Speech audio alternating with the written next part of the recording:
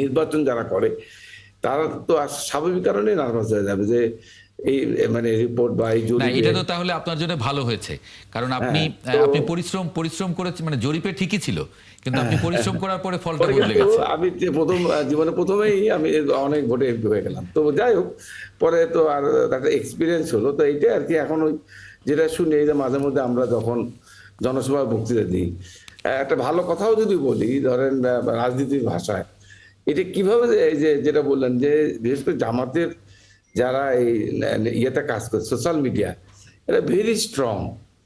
হ্যাঁ, একটা পজিটিভ জিনিসকে মানে এমন করে ব্যঙ্গ করে নেগেটিভ ভাবে দেখা যাচ্ছে কমেন্টসে মানে এমন কথা বলে।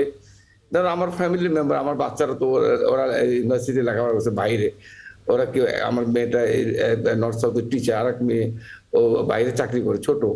এখন ওরা তখন দেখে যে বাবা তুমি এই বক্তৃতা দিলে তোমাকে তো সবাই মানে মানে ওরা ওইটা নিয়ে আমার আমি হয়তো ওটা খেয়ালও করি না, কিন্তু আমার বাচ্চারা আমাকে বলে বাবা এই যে তুমি যে বক্তৃতা দিয়েছো দেখো তো তোমার সম্বন্ধে এগুলো লিখছে আর আচ্ছা। কি।